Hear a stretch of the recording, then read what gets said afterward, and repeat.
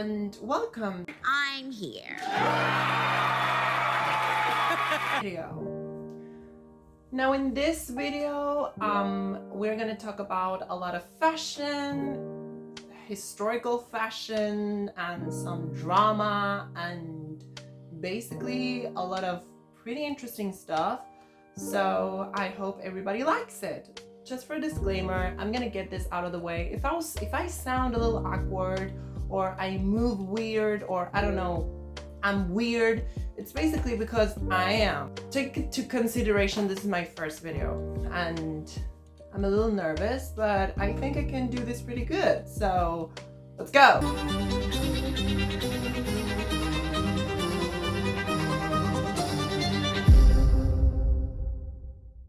So fashion history. Fashion history, it's really complicated, really wild, and huge. It has a lot of changes, a lot of situations going on, you know. Fashion doesn't always is just for like, you know, fashion for like clothing. No, fashion is almost always, in terms of history, a response of what is going on in the society and in terms of the whole world. The 17th century is really not that heard of, for real. This video is gonna be separated into 4 parts, basically. Not individual parts, but in this video actually, there's gonna be the first part, which is, you know, the 17th century in general, 17th century fashion. The second segment is how I discovered the gown and which decade is my favorite one. And the third is the full construction and how I made it, and the basis, the structures, the everything, just basically making the gown. And the fourth and last part is basically the grand reveal and my feelings in making it and finishing it. So yeah, and I think that the better way to fully understand the fashions and the century itself, we can go a little trip down in time and take a step into it. So I'll come back.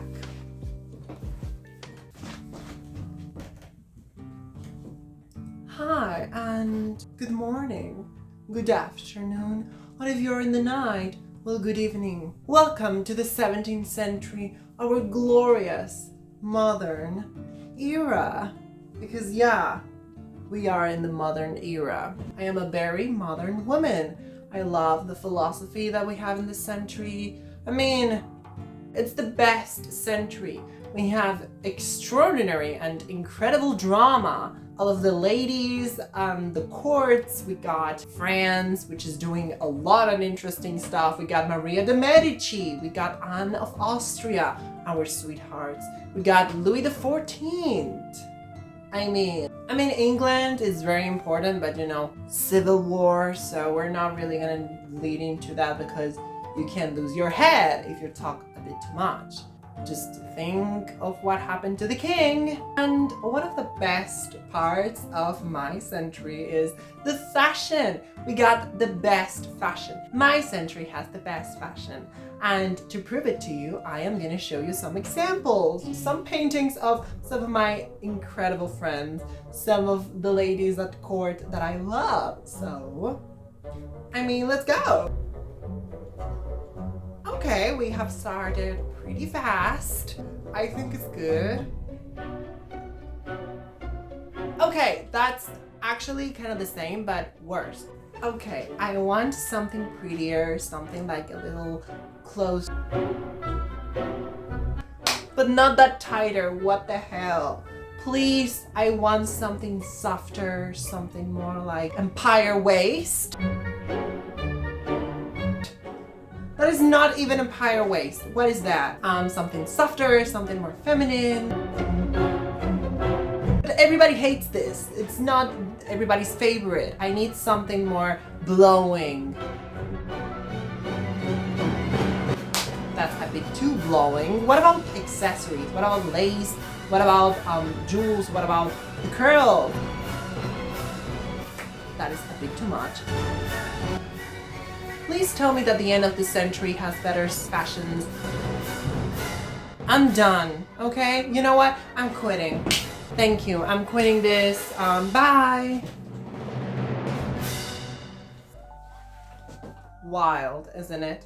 The 17th century is a wild century in general. It has a lot of stuff going on, and it's not really that represented in, I don't know, the whole fashion history media. And in terms of the fashion, it has a lot of changes and a lot of chaos in it, as you can tell. It's really sad that it is underrated. I think it's just so iconic and weird and interesting. It has a lot of grotesque items and silhouettes and fabrics and accessories, and just every decade there's something new. And now, how I discovered the gown is actually really funny and interesting.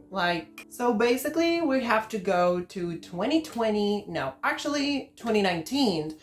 I was a teenager, and I still am, but I was in secondary school. I was, I think, in I was in third grade actually. And I was a very big fan of Mohtesem Yusil, or basically here in Latin America, we know it as El Sultan. And I was a very big fan of it. And I started to get really into the whole history and historical characters and the Sultanate of Women, which is awesome. And I started to get into other type of historical characters. I got into, Western European, and I started to print their portraits and their paintings. So I started to collect the prints and basically the portraits of this historical people, and specifically women. It's not that I don't like men, like historical men, but they're not really interesting to me. I know a lot of things, but I don't know about that. I'm not sure why. First, I actually really got into the 16th century. And going into the 2020, the whole insane COVID year, we were all very not having the greatest time. But I find that I had a lot of time to get into the things that I liked. I started to draw, I started to write, and foremost, I started to study by myself and investigate a lot of paintings, a lot of portraits. And I got into it got into my mind the thing of knowing their dresses. So I basically found a perfect and a beautiful page that I am gonna put it in the description down below if you just want to know a little bit about fashion history, but a very general idea, not like a fully book or whatever. I think the name is Fashion History Timeline. I'm not fully sure about that, but you can find it in the description because it's an excellent page, and that's the first thing that ever got me into fashion history. Another thing that really helped me, and I think will help everybody else with any other stuff that they like, is Pinterest. There's a lot of 17th century stuff and 19th century too. Not a lot of 18th century, but that's because, I don't know, I'm a bigger fan of the 17th century. But that was not the case back in 2020. And let me talk to you about that. I was not a fan of the 17th century back then. I didn't like it. I thought it was ugly. The more I looked to it, the more I started to like it, and I started to appreciate it. I found a lot of great portraiture in Pinterest, and I started to get into it a lot. I definitely was a very big fan of the 1630s and the 1640s, and it's not the better one in terms of people recognize it or people liking it. People like more and prefer the last half of the 17th century. But to be fair, the first half of the 17th century has a lot of changes, quick changes. There's a lot of stuff going on in terms of context of it, but the fashions itself are so weird, and we have just look that. But I started to be a really big fan of the 1630s, and there is one portrait in particular that stuck in my mind. It literally stayed in my mind, and I couldn't take it off. I was so into this portrait. It's basically Marguerite of Lorraine, who lived through the first half of the 17th century. She's got a point. She's an icon. She's a legend. And she is the moment. Now, come on. And she has a very interesting and also wild life. The dress is so huge and grotesque and basically just so intense that I love it. Like, it's just, she's like very, she has like a kind of smiley, kind of like sassy face of like saying, look at my dress, it's huge and your dress is ugly. But basically she is looking fabulous. I loved it. I love it. And I loved 1630s hairstyle. Yes, I love it. I don't care that it's ugly. I don't care that it's unpractical. I don't care that it has that weird frizzy curly bangs and all of that. Even without the curly bangs, like the short bangs that come to here, like I'm gonna put some portraits on top of my face so you can actually know what I'm talking about. Small hair, like frizzy hair, it's just so ugly in terms of 21st century standards, beauty standards. But back then it was the thing. Iconic, basically iconic. Now we have to go to 2021, a year later, and I was very getting into the idea of sewing my first gown. I was really into it. I was like, I have to make this gown. I was so into this portrait and so into these type of dresses that I wanted to have one of my size and I wanted to wear it, you know, and feel like a queen and like an icon.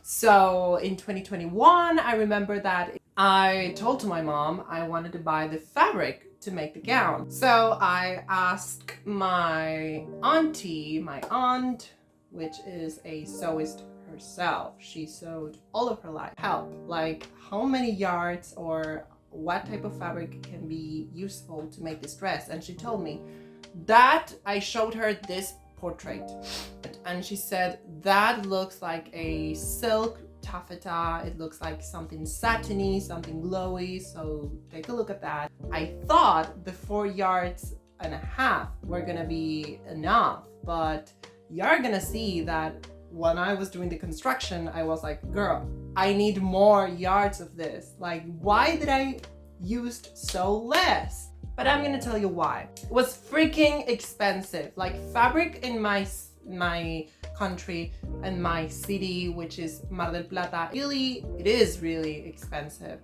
You know, any type of fabric, for real. Even the cheapest one is like expensive. We went with my mom, who was like, girl, and we went to the mall and we started to take a look at some of the fabrics, and we find one which was a silk taffeta. It was this glossy, kind of like creamy, kind of like white pearl looking color. 4.5 yards. We were like, this is gonna be enough. Well, it wasn't, and it was really expensive. I don't remember right now how much it was, but it was really expensive.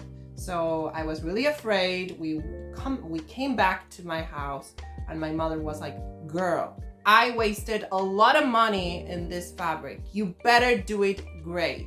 And I was so scared that I didn't touch the fabric in the whole year. For real. I didn't touch the fabric. I didn't make the dress in 2021. I was so scared that I was gonna make it bad. So I started to practice in, you know, sewing and sewing other stuff to basically start, because I never sewed in my life. So I started by using a, I don't know how you say it in English, but it's a very cheap fabric. I had this fabric in my house, and it was white. So I started to sew the bodice of the dress. I practiced and made a mock-up. So I remember that if I find some images, I'm gonna put them throughout this video so you can see. Excuse me if I'm looking ugly as AF, but I don't know. That was my face back then and my style back then. But anyways, I didn't use any patterns from any book. I basically used my mind and my eyes to like make the patterns itself. So I took the patterns and I started to sew this like weird bodice, which was such a bad thing. The back was not a good thing. The back was terrible. But anyways, so then going a year later, 2022, and I was like, okay, anyways, 17th century fashion, I don't care. I don't know why. I was like so clueless, like I didn't want to make the dress anymore. And then we got to July of the last year, 2022, and I wanted to make a Regency gown. It was the 9th of July, and in Argentina, the 9th of July is Independence Day. So I wanted to wear something that was accurate, because I think I'm gonna make another video in this because it's just so chaotic too. And I started to do my research, and I basically used a Makera Tours video of how to make a Regency gown in a day. But anyways, I did the gown, this 18 teens gown, and I was like, okay, what's next? Pinterest, literally Pinterest, my art nemesis, recommended me a pin of 1630s dresses in a night, in the middle of nowhere, like for real. I was like, not, like 1630s were not in my mind at that time. And Pinterest basically recommended me a pin of full 1630s portraits, and I was like, I'm gonna do it. And I found something, which I have it here, so I'm gonna take it. So I have it here, and it is this book, which is not the best book in terms of like 100% historically accurate. Anyways, it's what I got. It's what I found. It's the Corsets and Crinolines book. And a success it was, having this full page about, I don't know if you can see that. I hope you can see it. Oh my god. But it has a full page of like patterns of a 1630s bodice of a dress, and it talks a little bit about it and how to make it and stuff. Undergarments, stays or corsets, but specifically stays, were not used in this time. And by the 1630s, the stays was not a different piece of clothing that was used under, but it was made into the dress. It was made inside of the bodice, so that you basically don't have to wear a stays underneath. So basically the first ever thing that I did was the bodice of the dress. I didn't make the shift, which is this lovely little dress that it was worn underneath everything. But I already had my chemise that I did for the 18 teens, which I made it with a very low neckline, and it didn't have any sleeves. So basically I have photos of this. I have my bodice mostly done. As you can see, it has a B shape in the front. My bodice laces up in the back. It doesn't lace up in the front. The original pattern laces in the front, and a lot of dresses did that back then, but I wanted in the front to make it look very simple, very pretty, very not like that. So I made laces in the back. After I made the whole bodice, I had to make this skirt, and I had a lot of skirt, like a lot of fabric to use, so I wanted to cottage pleat it. So I took the whole piece of fabric that I had left, and it was really large. Now I remember now, before I actually cottage pleated, I cut it into 3 panels. So 3 panels, and then I sewed them together and I cottage pleated. I sewed the skirt and the bodice of the dress by hand. So this was the end of November, and I was like, okay, what am I gonna do next? I didn't have the money or the materials to continue with the other accessories, which are the collar and the cuffs. So I didn't have lace, I didn't have linen, I didn't have any of that.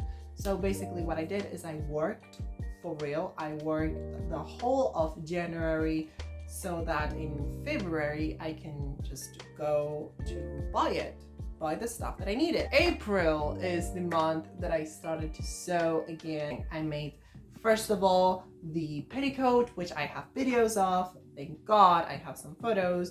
So it's made basically like the skirt of the dress. It's exactly the same thing. Then I made the bomber roll. Okay, so I'm using another color that I made some time ago. Just don't bother with the ugliness of it, but I'm using it just to like know the shape and how does it actually have to look like. Okay, so I pinned the back because this was actually quite big and didn't quite fit the neck area. So, you know, the back I pin it so that I know how long this shit has to be. And then in the front, it actually looks quite good. And yeah, this is long too. Like, but I was thinking maybe I am gonna keep it that long because then I can tuck it in and it will still look good. Okay, so here are the cutted pieces of the color and paper, and now I have to make them in the cheaper fabric, which is a canvas. And break the rules and create their own rules and draw inspiration from different eclectic places and are a bit unexpected in a way. But for most of fashion history... Okay, so this is what I'm talking about. I really like how it looks. It has this really like grand and, you know, opulent type of feeling to it. Like it doesn't feel like the other one that I did, which was not good at all. Then I continue it with the underlace color, which looked kind of good. I mean, it doesn't look extremely good, but it's okay. I mean, you're not really gonna see it a lot. So anyways, and the last part was the lace cuffs. Now, the lace cuffs back then used to be starch. Why? Well, the sleeves were huge, and if you took like the linen and the lace, and if it's not that rigid, it could like fold and not go straight up. But then there are other portraits from like the 1630s and even the 1640s, most of them by British ladies, and even the Queen, the fashion icon, Queen Henrietta Maria, which we love you. We can see that some of the lace cuffs are like folded and are not really that starched. I decided that I wanted to starch them because I want them to look really good and really clean and going straight up. I actually starched it with maicena, which is something that we use a lot in here. I mean, in Argentina. We use it in like bakery and also to starch. So I did it and I starched it and it looked really nice. And then we have come to the final stage, the jewelry. So I took the pearls, and which were the signature look of this time, and I took the bows and I made a 3-piece set, and then in the middle where it comes, I put a little bow and a beautiful, beautiful, beautiful earring attached to it. Now this earring was from my grandmother and it is broken, so I was like, okay, let me use this, which is broken, and I don't know where to use it in this dress, so that at least it has a, I don't know, use to it. So the necklaces, I just used a random normal pearl necklace, and then the earring. And then in terms of the hair, now I didn't use any type of like pearl or whatever. I just used a tiara because even though tiaras weren't used in the 1630s a lot, there are some portraits of women using crowns and other type of headpieces on top of their hair. Circlet tiaras or diadems were used more in like the 1600s to the 16 teens. So I took that as an inspiration to use a tiara. And now it has come the part. The best part in terms of the whole video, the grand reveal.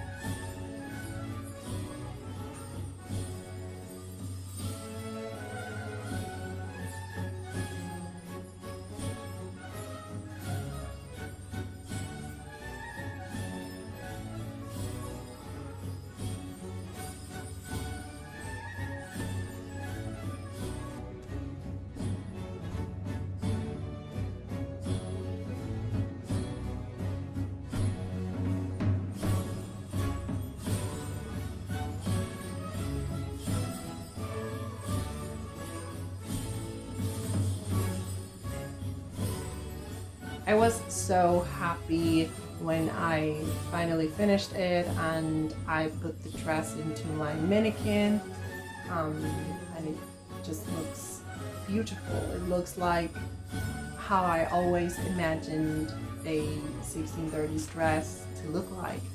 And I fully recognize that I made a lot of mistakes in the making of this dress. This dress is not 100% perfect, and it is not 100% historically accurate. And now we have come to the final segment, which is the feelings that I got with this gown. Now, my grandma was a really supporting figure in my life, and she always stood up for me. But for what she stood up the most was my artistic liberties and how I love art, how I loved to write and draw. And when I started to sew, she was so happy. She was like, oh my God, you're gonna be someone one day. And I was like, okay, I don't think so. But anyways, thank you, Grandma. But she was really close to me. I remember all of the times that I talked to her about this dress, all of the paintings, all of the drawings that I did of this dress, and I show it to her. And even though she wasn't a really big fan of the fashion, she was happy because I liked it and because it's something different, and she didn't knew about it. She didn't knew a lot of fashion history, so she was happy with what I was showing to her. And I'm not saying that most of my family wasn't there. They were there. But my grandmother, her and I had this bond and this relationship that is so unique. This gown, the making of it, the investigation, how I got into knowing what this dress was in the best years of my teenage years. Because I was with my grandmother, because I spent a lot of time with her. My grandma sadly passed the last year, 2022, in August. So she didn't actually got to see the final of this dress, this dress fully made, but I think she did actually see it. I think she was with me the whole time that I just was posing in this house, and my dad and my mom taking pictures of me and videos. I think my grandmother was there. I hope she's proud of what I did, and I hope she's proud of where I have become as a woman. I don't know, I hope she is happy just looking at where I have become, making my new path in this life, knowing that I can do beautiful things, that I can create dresses, not only dresses, but fashion. I can create art. And I'm not saying that this dress is the prettiest of all, the perfect, the immaculate. I'm just saying that it is a lot to me. It means a lot to me. It has a lot of love, a lot of courage, a lot of strong feelings, a lot of days of just sewing, a lot of hours, a lot of months. I really have to thank my grandmother for that. I have to definitely thank my parents, my mom and dad, because they were always with me and they saw every single thing that I did, every single thing. And I also have to thank my granddad, my grandpa, because he was the one who took us to this house to take the pictures, and he also loves me and I love him a lot. So yeah, I have to definitely just thank my whole family, my sister, just basically my whole family, because they are really supportive. And when you make any type of project in your life, you need people to be with you. And I'm not only talking about friends. My besties are always with me, like my sisters, if I call them like that, my best friends. They were always with me in the whole making of this dress. And in any type of project, you need friends and family and people that loves you and that you love to be with you, because sometimes you just can't with yourself. You're like, I'm done. I am not having a lot of faith in me, and you need people to remember you, who you are, what you're doing, and that you're capable of. So with all of that being said, I hope you guys liked the video. I hope you liked the dress. My TikTok is in the description down below, so if you want to go and just look at it. And if you liked it, click subscribe and just stick here with me. And if you like fashion history or any type of thing that you saw in the video that you liked, just subscribe and that. So yeah, thank you to everybody and see you guys later.